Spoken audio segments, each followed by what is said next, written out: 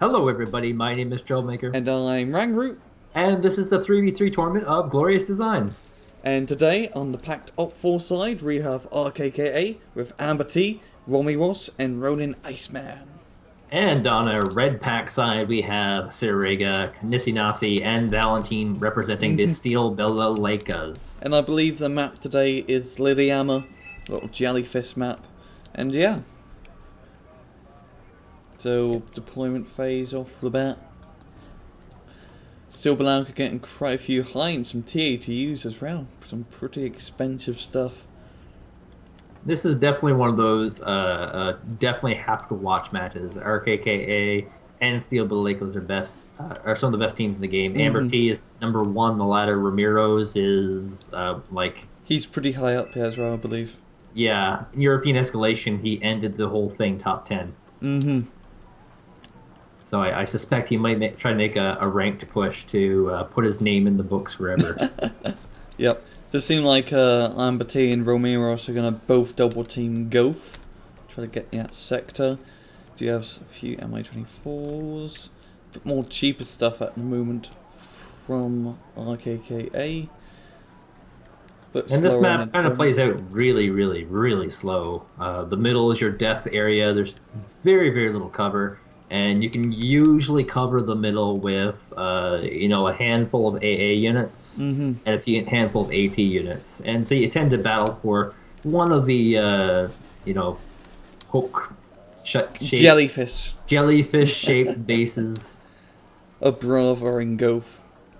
You know what could also be, and looking at this, now this might be a little bit cruel, but I am from Newfoundland, and this is pretty common here. It could be a baby seal impaled. Oh! Yeah, that's, Yeah, I do sort of see it, like the head and like gets impaled part. Ugh. yeah, you don't usually impale baby seals because you need their coats, and it's a lot of work. Usually, you shoot them. But it is a fun sport. Yes, it's like golf for newfies. Quite good. Canadian tradition. I remember the time when I impaled my first baby seal. It We're was gonna glorious. ruin our predominantly European audience with this. But our Canadian viewers know what we're talking about. Yeah, in Canada, it's kind of it's like the Canadian version of a meme. Like, it's not even considered to be a serious deal in Canada. Yeah, it does seem in terms of deployment phases, LKK getting a lot of cheap stuff, a lot of PT-76s, some T-62, T-55s. Well, if you look at, Steel Balalaika, they did have TATU. They have a lot of hinds, an awful lot of hinds in infantry. Yeah, and they might be going for more of a ground-based approach. They do have a decent number of these cheap OSAs available to fend off any kind of air attacks. And just ridiculous numbers of these PT Descents and Pragas and every single unit split up into specifically used groups of units. Yeah. Also like to note, this is economy. I just realised that right now it's an economy match. Oh dear So God. yeah, having these points will be very vital. Oh yes, and there's a lot of factors in economy. The first big one is that you have to go for your 4-point bases as soon as humanly possible, because those 4-point bases are going to give you the majority of your points. Yeah.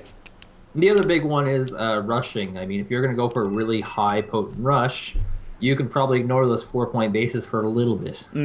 But you're going to need them in the end, because it's all about money and economy and fiasco spending. I said it. Fiasco. Yeah. Rhymes with the rascal, I believe. It does rhyme with rascal. Fiasco. And there's a little bit of indecision on their loadouts here on both sides, actually. You notice the TADUs were gone from Steel Balalaika. I just witnessed an FOB disappear from RKKA. Oh yeah, that's right as well. They only have one FOB, while Steel Balalaika are holding on to 2 of them. So, I mean, this is They like to take their time in deployment. going to be very, very technical on how they position and play their troops. And, yeah, this could be a long deployment phase with that in mind. This could be an entire match. And it's Pact versus Pact, which is something we haven't talked about. That that metagame has kind of been illustrated. MiG spam, for example. So we might have a MiG on collision. And on the other side, there's also that other style that works. It only works in Pact versus Pact, in which you have a lot of AA units and just hold the ground. Yep. Oh, finally the match has started. MiGs. Oh yeah, still Balalaika. Getting a lot of MiGs.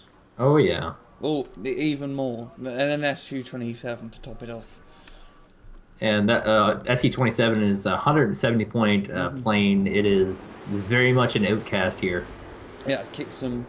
It's very high-end plane, probably one of the best high-end planes you can get in game. Kicks some serious ass. MiG's going straight for the napalm bomber, and there's not really too much for those MiGs to shoot down. There's a few Hinds and KA-50s, but that's about it. And there are two Akulas, which are anti-air helicopters, but you generally don't see them this early on. No, late game. Not really a popular unit, as it only has 2 ATGM missiles and 4 Iglas, so it doesn't have the rockets or normal ATGM firepower yet like a Hind or Havoc would have, making it a very weird unit to use.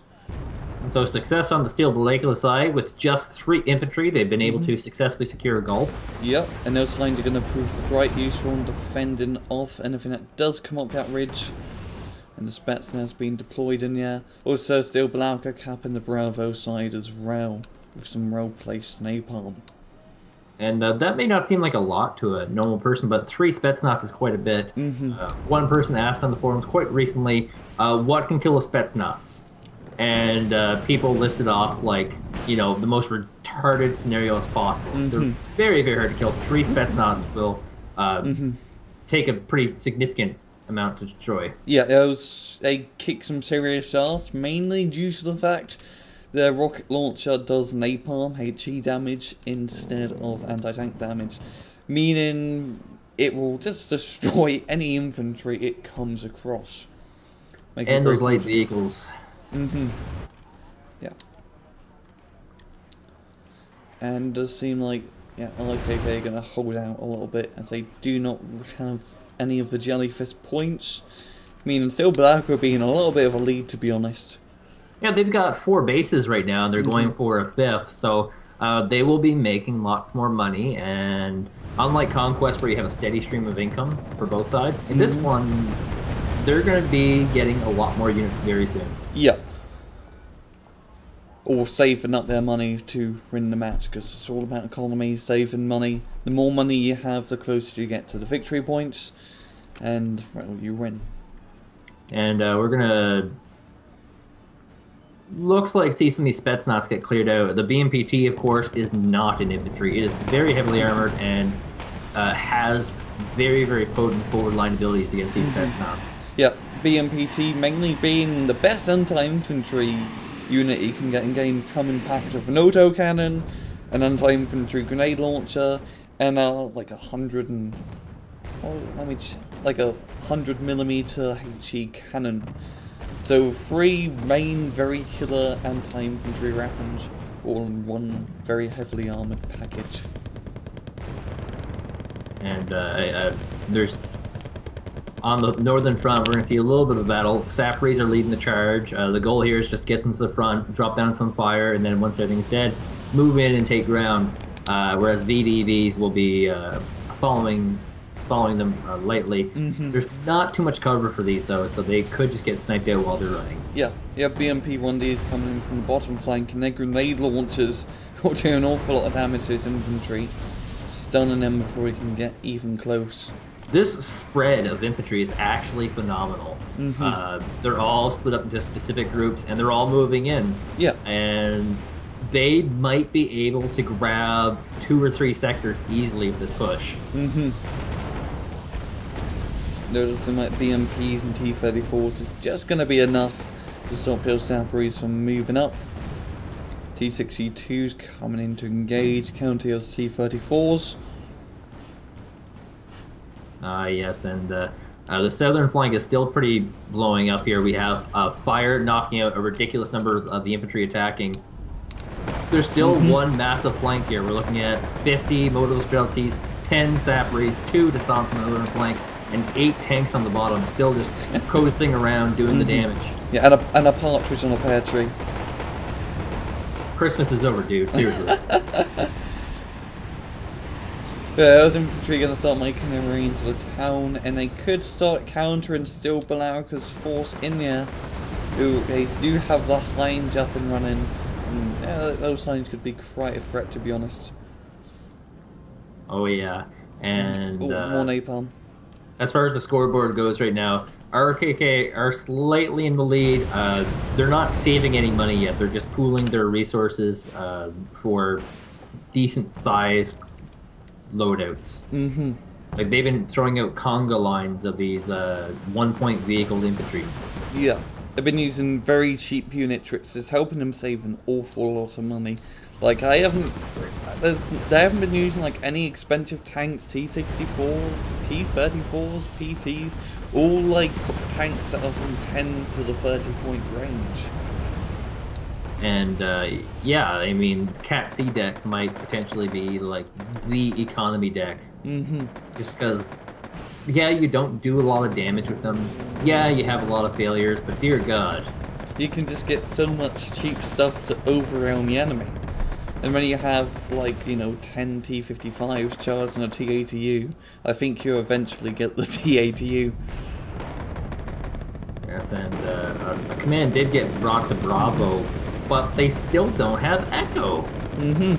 That's a mistake. Bravo, of course, a 3-point base, Echo, a 4-point base, and that's going to cost them. And Bravo's not entirely all that secure right now. It's still a battleground. Yeah, that CV could get sniped at any moment, to be honest, by just one well-placed bomber. And, they're going to bring up a Echo CV at the moment. It will take a little bit of a while to get here. But yeah, a little bit of a mistake here. We have a little bit of a move up in the middle here. Lots of descents coming across. There's a modal Strelki desperately stuck in the middle, and they actually might be able to push the middle, and they might actually be successful. Yeah, and usually pushing mid in this map is a death sentence because it's a giant open field. ATGMs can just cover this entire area and stop any movements from moving up. But yeah, there's a lot of PTs, so there'll be an awful lot of targets to destroy. And there's not really too much in Delta. There's 2 BMP3s and there's maybe 2 AT infantry coming up, if they stay there, that is. This is the most easily breakable spot right now. Yeah. And if they can move up through here, it'd be in a very good advantage because they can knock out still Balalaika's 4-point base and kind of easily hold on to Delta by having the forests and infantry sectors secure. So in big news, the 3-point base at the top was somehow conquered by RKKA. The command has been spotted and the bomber has been deployed. Now, will it hit? There's 2 MiGs coming to intercept. Yep, those MiGs should be able to stop it. Oh, it does stop it just in time. SU-7 getting shot out the sky. Doesn't even get its payload off. Now, the nice thing in the middle, though, you get this great place where you can put AA to. Yeah, you have the Books and Tunguskis. Those are basically your perfect units. The Book has a pretty obscene range compared to most Pact AA. Has like 4,000 meters, which is like that's a long distance. We have another push up in the bottom, by the way. Saparis once again going to lead the charge again. They only really need to get a couple of good napalms off, and they can clear out most of these modal Strelsies and Commandoses. Yeah, because there's not too much left in that town from still Balalaika. They are bringing up some reinforcements, but not an awful lot. And potentially, they can't afford it. They're down a full 4-point base. There's tons of AA here. The bomb does get off, but a little bit late, unfortunately, because there's already 2 Saparis in the town. Oh, a bunch of SU-7s, SU-24s, going to be carpet bombing the area. Oh, those PTs getting completely wrecked. Those Saparis are going to be in the town, and it will cause a lot of havoc to the Monstrati and Commandoses and so on.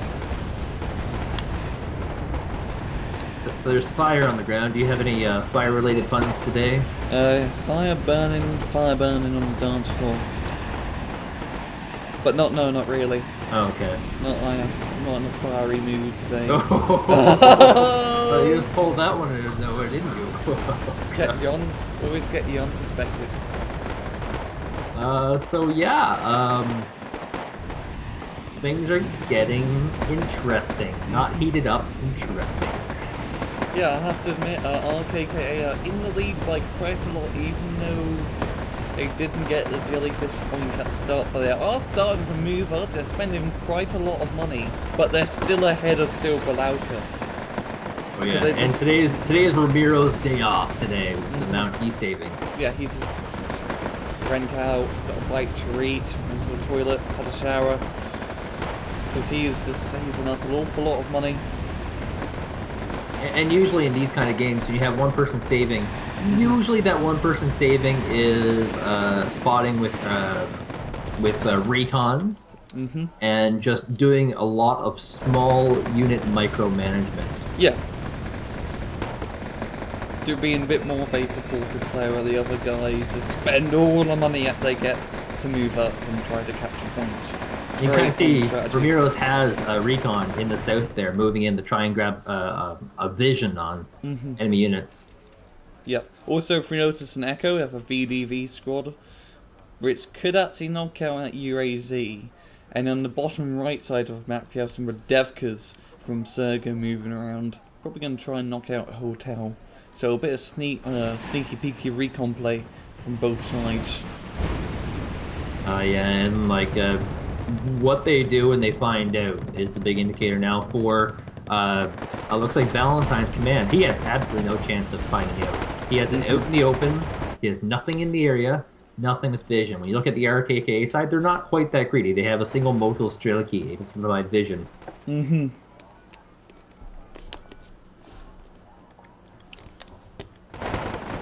Still pretty much saying a meat grinder in the southern flank. Oh yeah. Balalaika just holding on to the outer half of the town. It's been completely charred up. I mean, it's pretty obvious that AmberT is playing a pretty serious Category C deck here, because he just has endless waves of Moko Strelicky. Yeah, he also has just crap tons of BMP1s and T-55s around the flank, giving a lot of suppressive fire. And once they get around, all the way around, they'll be able to wipe out every single reinforcing player. Oh, there goes Romiros.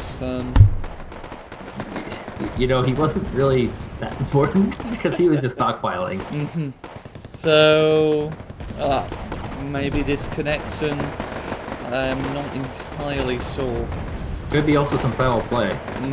I mean, if AmberT's playing a Category C deck, someone leaves, he gets a refilled all his cards. Yeah. And so this could be a little bit of foul play on the side of RKKA, but it's not against the rules. Yeah. It's a legitimate strategy, and you do have more to micro from guy leaves, because the host or some guy has to get all his units and micro with him, which leaves an awful lot on your platter, especially when you're playing KseNasis and you have just a crap ton of units. Speaking of micro, middle is happening now. Oh, We have move up with T-34s, a Melvutka P will be firing rockets long distance out of the zone. Let's see if he can do any damage. He's trying to cover with these U-roll empty transports, see if he can get him to take the bait. But you know, the jig is up. They know something's wrong here. Yep. And then we try and making a bit of progress. Are we going to see some reinforcements from Balalaika in Delta? Also, like to note, VDV's Neko did knock out at UAZ. Well-placed RPG shot. It's going to be heading into Foxtrot. Yeah, I think MI4 will be able to destroy it.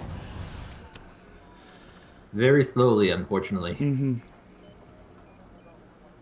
Yeah, and it's going to be very, very hard for the Steel Balalaika to come back now. They have completely grabbed the northern jellyfish, but they're about to lose the southern one. Yeah. And Delta's being pushed, and if they lose that, it's going to be even less points they're going to be gaining per tick. I mean, every time I look at this push on Delta, it's just weird. I think they're just inventing units on the spot, but I don't know where they come from. And it's just such a weird mix, as they are playing KseNasis, they're using a bunch of these T-34s aren't good at long range engagements that Delta flank really opens up to you. But they're moving up nonetheless.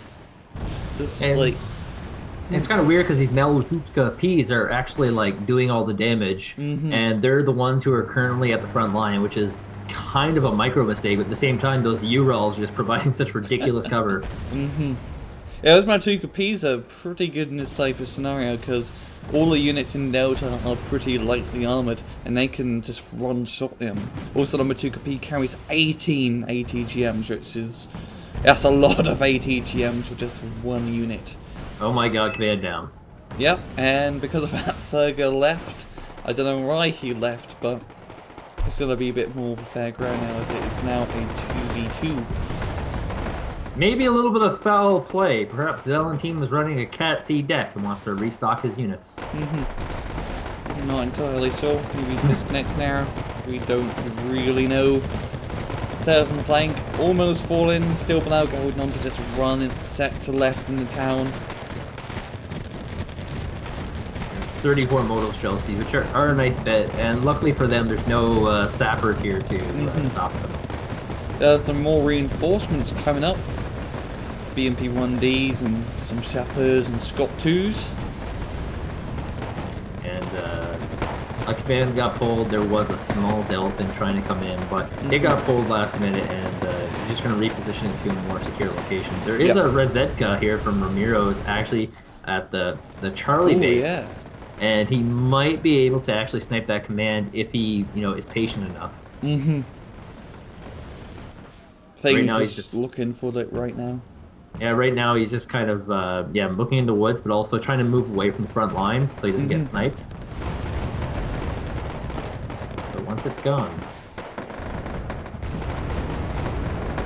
Yeah, that push through the middle was absolutely brutal. Mixing in like these auto cannon based radar auto cannon vehicles to deal with these Hinds is kind of a ridiculous solution, but it also deals with the infantry. Yeah, he's mainly been using Progress as like 15-point, very cheap, short range anti-helicopter AA, but it's really effective because the Hind has to go over the hill to actually shoot, meaning it has to be in a close range scenario to do any damage to any of the T-34s or any of the units that RKKA has on the field. And that just allows those Pragas to just get the range and shoot them down. Yeah, we're about to pass by the 2/3 marker for the game. In any way we can possibly estimate this, since the main score actually goes down as you progress through it. Yeah. But yeah, RKK definitely in the lead. Still now we're going to be able to get some money somewhere if they want to get back. It's a really hard game mode to play because you tend to try and study your game types and create strategies, but nobody plays this style. Yeah, like in pubs you don't really see many economy maps. It's just usually Conquest 99% of the time. So seeing this type of game style using this tournament really opens up some new metas that we haven't really seen before. Steel Balalaika are doing a ridiculous carpet bomb at India. They have 4 napalm bombers coming in, clearing every single possible area, and that's going to force them to pull the command just a little bit. Yeah, the command, it's pretty much in the safeties. Like 50 meters, 20 meters away from the napalm, just barely surviving that. As well, bad time command here for the Bravo. They moved into T-72 just as the Steel Balalaika were able to move up and retake that location. Yeah, it's going to have to fall back a little bit now. It's just amazing how they're holding onto that Bravo town. It's been a complete back and forth. I mean, the town's completely destroyed, except for a few buildings. And Delta's going to be the story here. If those Malutka Ps can grab those forest regions, they will have a ridiculous amount of possible targets they can hit. There are 2 roads that lead through there. Yeah, and they can just snipe anything that does come along those roads. Now it seems like they're going to have control of Delta. I might bring up a CV on it, gain some points even faster. And it's not too hard to bring up a CV. The only problem is that you have to generally put that CV at the front line, so maybe a T-72 command would be perfect for that.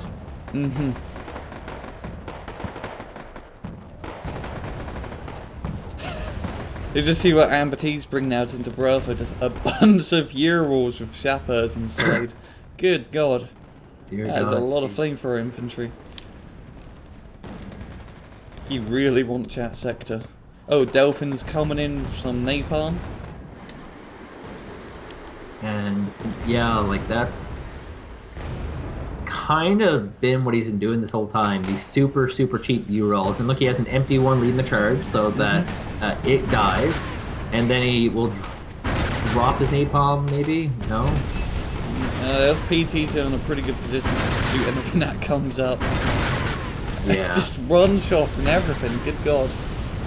But they're all one-point vehicles, so most of the units were dropped behind the line, actually. So managing to save most of his units, able to force his opponent to waste a little bit of ammunition on a target that honestly doesn't matter. Yep. Yours are very, very dispensable. Valentine has the unit in the middle now that he should have had here the whole time. These PTUR Conquerors are very, very good at stopping these sorts of rushes, and that position would be a side armor shot if anyone tried to cross over your territory. You just do an awful lot of damage to any tank that does come by. And will not, unfortunately, be useful right now. That point has already been captured and ruined, and put them too far behind. Yeah, and still below RKKA, like 300 points away from victory. Yeah, it was a really solid game here for RKKA. And last time I checked the scoreboards, the 4 teams that have the best chance of winning this are PLF, WTF, RKKA, and Steel Balalaika. Oh, and Red Chieftains also have a chance. Yeah, Red Chieftains. So, like, you know, every single little match matters. Steel Balalaika are still a great team. They still have a lot of matches, and they also have some easy matches to win. And it should be over in just a few seconds. After these messages. It's an American joke from American Cartoon Network used to have those commercials. Aha! Aha! And we have a winner, RKKA. Again, pretty ahead in terms of kills. Oh yeah, they just did super, super cost effective. They earned more command points overall by an extra 100. And that's where the money was made, was on the kills and losses. Yeah, just using all those cheap units to just bum rush and overwhelm enemy positions. As seems like all of RKKA were using KseNasis. Yep. Yeah, and yeah, that's all we have time for. I'm Ryan. And I'm Troublemaker. Take it easy.